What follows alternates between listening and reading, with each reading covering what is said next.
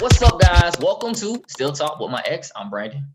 And I'm Ariel. Excited to be back again.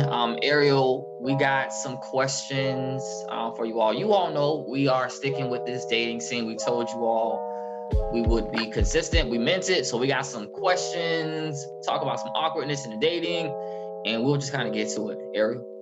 Yeah, so basically the thought process coming off of part two of like trying to get to know yourself and trying to figure out like how to navigate this whole dating pool. We just kind of had a conversation amongst ourselves of like, okay, so what does that look like going into like your first couple of dates, and actually how to kind of help you kind of take the edge off of that, because we both are kind of awkward when it comes to dating, especially in those first couple of dates or whatever. So we just wanted to kind of share some tips, some tricks, just a bit of our thoughts on how you can better navigate the awkward space.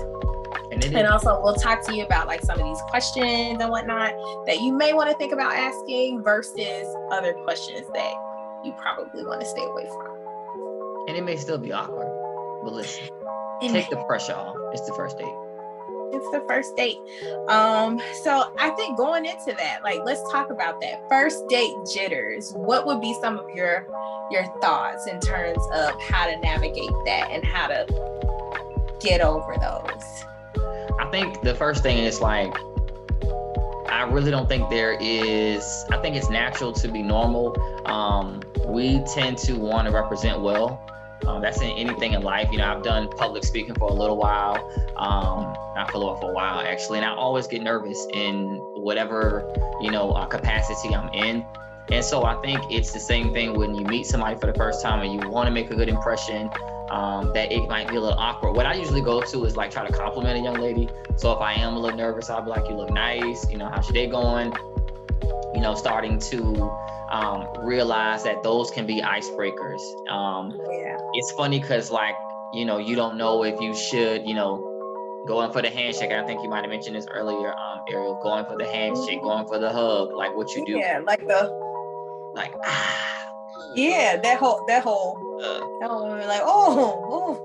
You know what I mean? And that can be, and also like it's a first date. Like you can take the pressure off yourself and just enjoy it. You know what I mean? Enjoy the time. You invested it. You've obviously might have had some talk with the person, ahead of time. So they kind of know you. It's just you guys meeting for the first time. But that's what I generally like to do. I will compliment the young lady, and that kind of usually warms up the conversation. And then from there, just flow with the conversation. Yeah, I agree. Just like flowing with conversation. But I agree with you in terms of taking the edge off. I think most people who have a pulse can agree that, the first couple of dates are always nerve-wracking. They kind of make you nervous or what have you. Or it's something where, it's just completely awkward. And that whole, like we talked about, that whole, hi, so that is a thing, and I feel like post-COVID it will continue to be a thing, especially with like the whole like mask days and everybody getting backied up. But at the same time, like Brandon said, just like take that edge off and understand that like you've probably already had preliminary conversations. Obviously that conversation has led to this one where you all are sitting down to talk a little bit more. So obviously enjoy it, and obviously there was something that they liked about you when you had your initial conversation. So just continue in that energy and just let things flow. So what do you think about like some questions that people should kind of bring up, like just some type of intellectualness? Or because one thing that you don't want to do is sit in a date and it's dry. I don't want to say awkward because I feel like dates are awkward in general, but the conversation dry is and awkward is a conversation. Right. I think for me, it doesn't move. Yeah, like I always will say stick to what you're familiar with. Like sometimes people try to like ad lib too much and it just sounds like you're rambling. So for me, it's like I start with how's your day going, from there, I always talk about things that we all can meet in the middle, like what type of music do you listen to? You know what I mean? I think music and the arts are a place that we all kind of cross-breed together, and we can have an opinion on that. So I like to stay with sort of those, organic topics. I don't like to talk, offhand about my politics, because, I might tear the place upside down or stuff like that. So I wouldn't go in that route. But I think very diligent. Yeah, definitely. But I think that it's okay to talk about art. I think it's okay to talk about sports. I think it's okay to talk about things that are important to all people. You know what I mean? Without being so heavy. And if you stick there, you know what I mean? Stick to certain things like that. You can even say, what do you like to do for fun? Those types of situations. It's about getting to know the person in a way that doesn't make them feel uncomfortable. No one wants to feel like they're on trial. You know what I'm saying? Or on an interview. Or on a job interview. You know what I mean? The person wants to feel like it's a natural, organic kind of conversation. It doesn't feel forced. And I think sometimes people, if you ask too many questions, you make the other person feel antsy, and then they're going to go to the bathroom and never come back to the table. So that's my suggestion. Oh no! Not that I've done that before.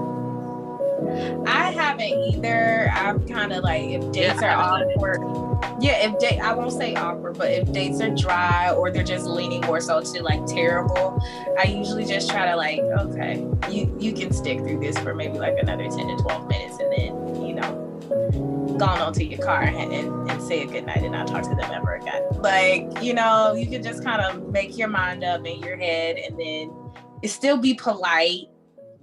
Because you never want to make someone feel like they're just that repulsive to the fact that you got to bail on them in the middle of a date, But I think to your point, unless they are repulsive, well, just dip them. That's okay. Leave them. That's where we will disagree. But I think going back to your point of, you just want to kind of make it as relaxed as possible, and you don't want to make anyone feel like they're on a job interview or that they're in an interrogation of, just rattling off constant questions. But my girlfriend one time, she's so sweet.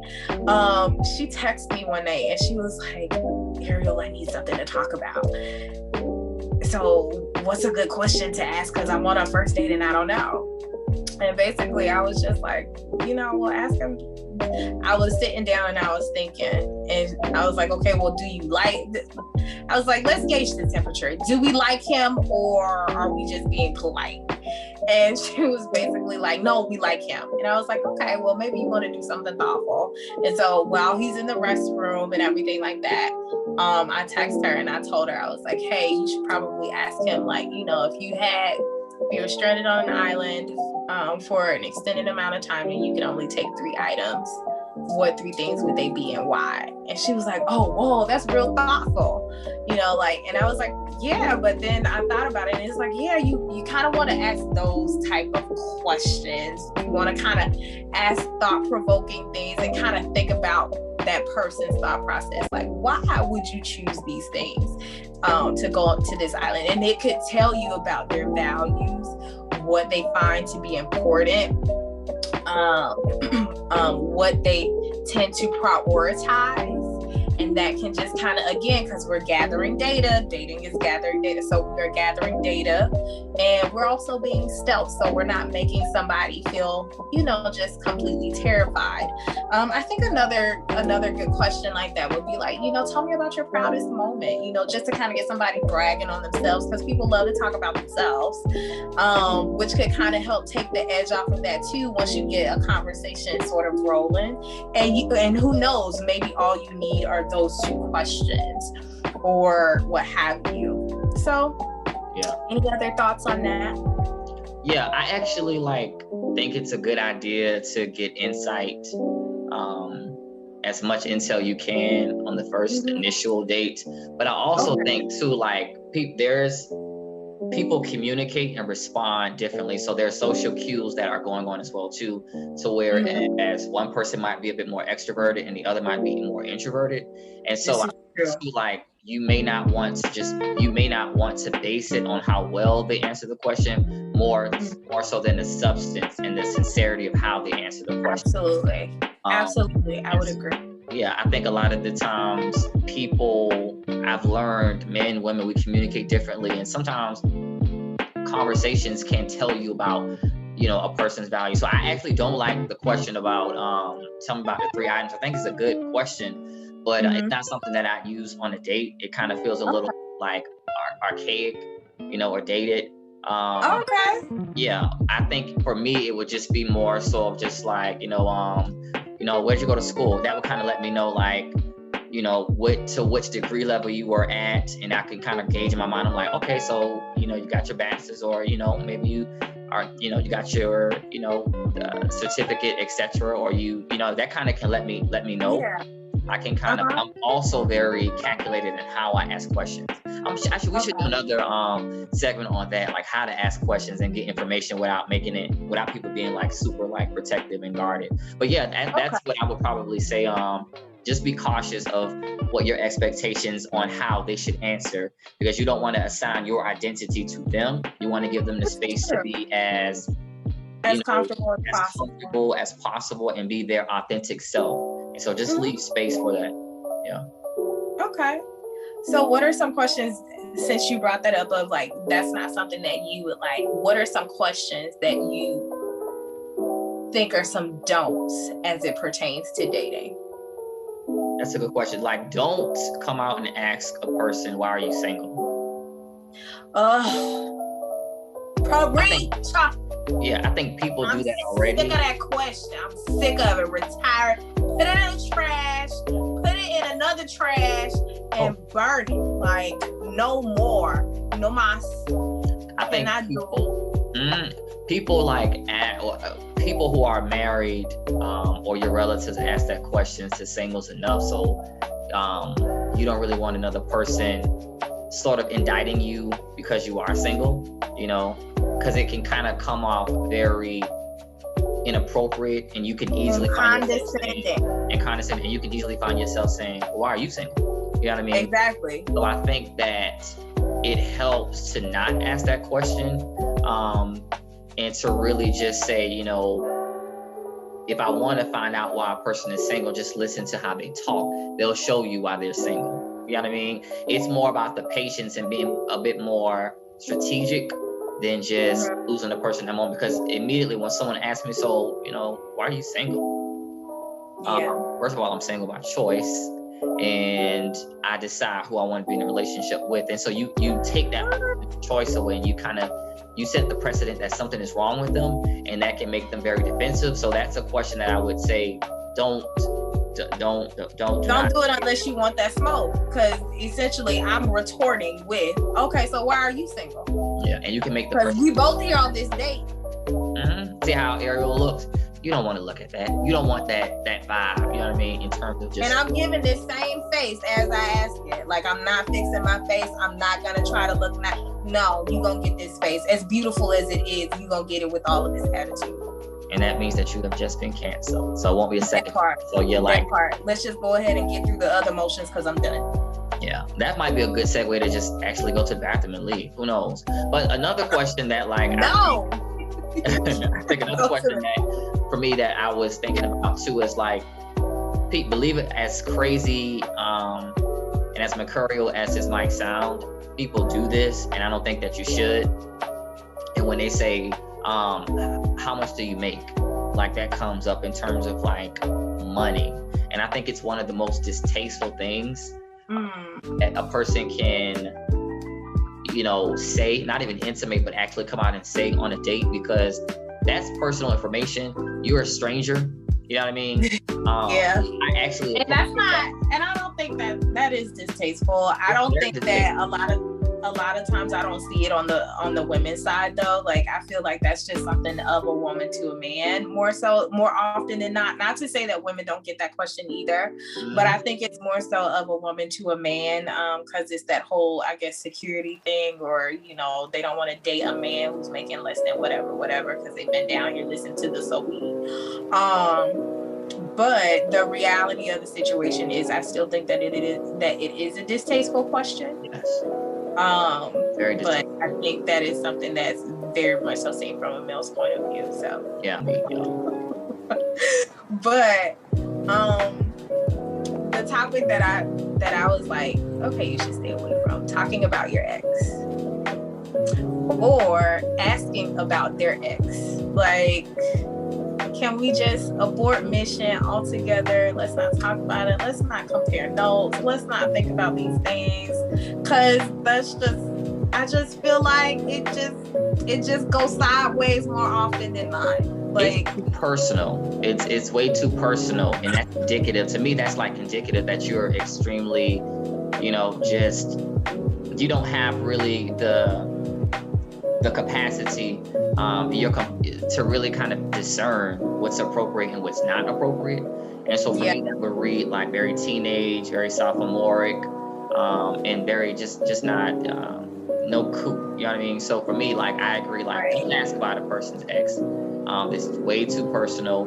People don't want to divulge those types of things on first dates, right? You know, that's not something that most people want to talk about. And if they do want to talk about it, I'm sure at some point they're thinking, if it was a bad relationship, or, you know, well, you more than likely won't get the real answer or the authentic answer. You know what I mean? Because people don't really want to tell that personal information. So again, I think that's a really, really great question. Thank God no one has ever asked that to me. I think I'd be like, what? Why would you say something like that?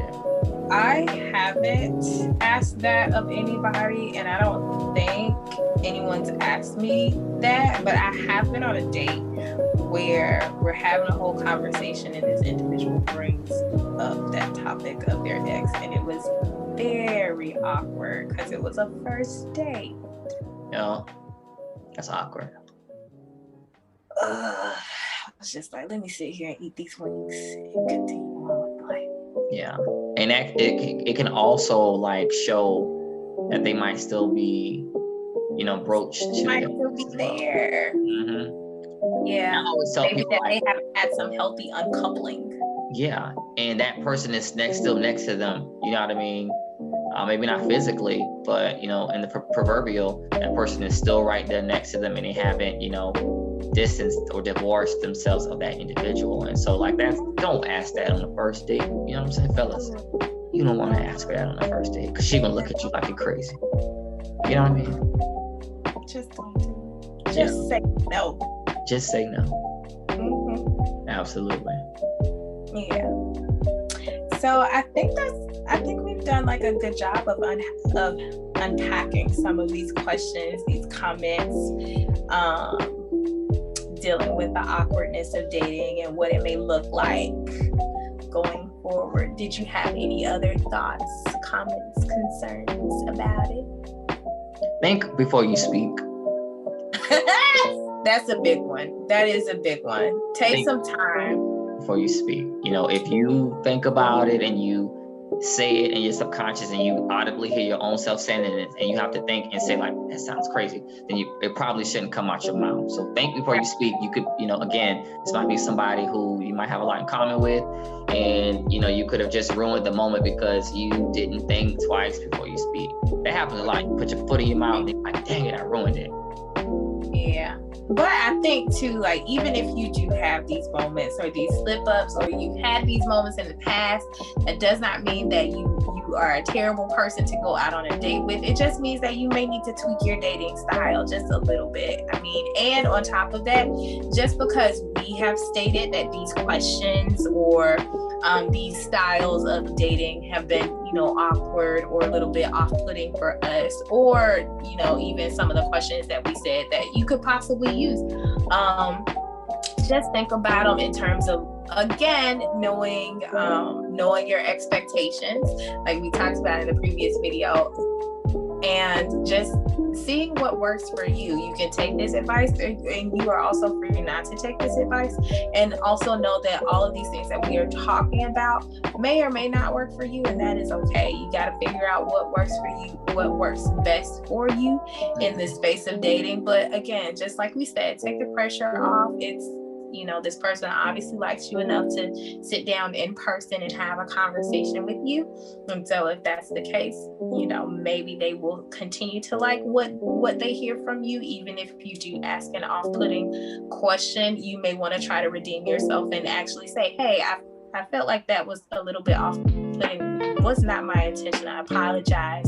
And then kind of lead into it with another question that, you know, maybe something that's more generalized, like Brandon said, or thought-provoking, like I have mentioned. So yeah, just, you know, get a female friend, get a male friend, and audition the questions on them and get their natural reaction. That's a good way to really kind of poll and gather some data on how a woman might respond to something like that, or how a male would respond to that. So yeah, this is true. This is true. Good stuff. Good stuff. Yeah. All right. Well, we love y'all. We got to get up out of here. Again, we appreciate you all so much. Again, if you have not subscribed, hit that like button, hit that subscribe button, turn on those notifications for us. As you can see, we are maintaining our voice and our presence and just trying to give you all content. And we hope that you'll continue on with the journey for us. But we love y'all. Want y'all to be safe. Until next time, we out. Peace. Bye.